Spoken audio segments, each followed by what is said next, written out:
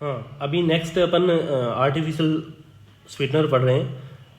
इस वीडियो में अपन 3 और 4 मतलब 3 नंबर आर्टिफिशियल स्वीटनर पढ़ेंगे, उसके बाद में 4th भी पढ़ लेंगे, ठीक है ना। तो इसी वीडियो में, क्योंकि दोनों छोटे छोटे हैं तो दोनों इसी में निपटा देंगे अपन, ठीक है। तो अब बात करते हैं एलिटम की।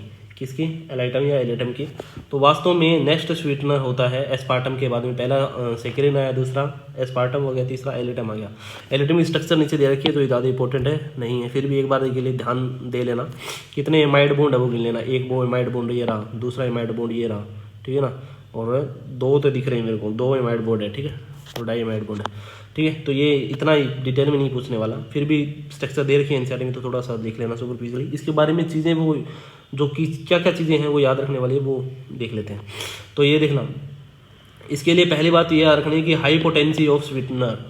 हाई पोटेंसी ऑफ स्वीटनर मतलब ये इतना मीठा कर देता है चीज़ों को कि इसकी मिठास को रोकना, मतलब इसकी स्वीटनेस को रोकना बहुत ज़्यादा मुश्किल हो जाता है, वेरी डिफिकल्ट हो जाता है।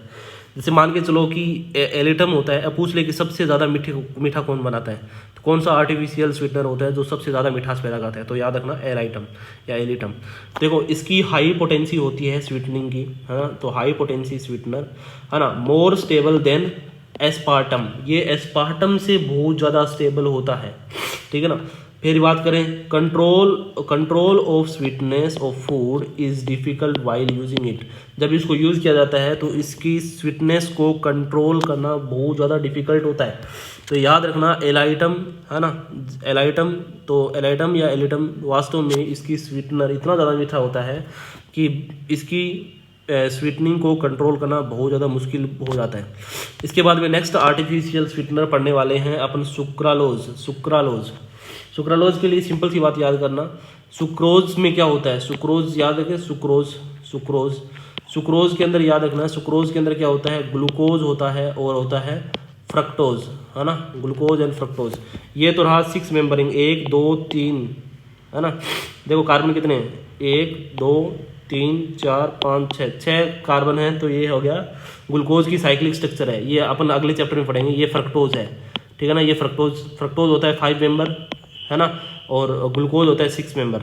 तो दोनों में 6 कार्बन होते हैं। पर ये बात देखें तो ये तो है ग्लूकोज का डेरिवेटिव, ये तो ग्लूकोज जैसा दिख रहेगा, तो ये रहेगा तुमको फ्रक्टोज जैसा, है ना। ग्लूकोज प्लस फ्रक्टोज आपस में मिलकर क्या बनाते हैं, सुक्रोज। तो याद रखना वास्तव में सुक्रोज के अंदर क्लोरीन नहीं होता। क्या नहीं होता, क्लोरीन। तो यहाँ पर देखो कितने क्लोरीन है, 1 2 एंड 3 क्लोरीन है। इसलिए सुक्रेलोज देखो नाम में सब कुछ लिखा है, सुक्रेलोज और सुक्रोज दोनों में कोई ज़्यादा डिफरेंस नहीं होता।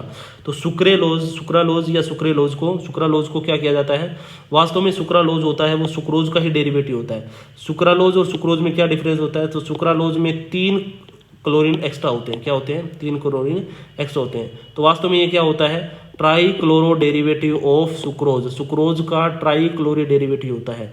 ये भी क्लोरी मतलब कैलोरीज नहीं बढ़ाता, ये भी एनर्जी नहीं बढ़ाता, ठीक है ना।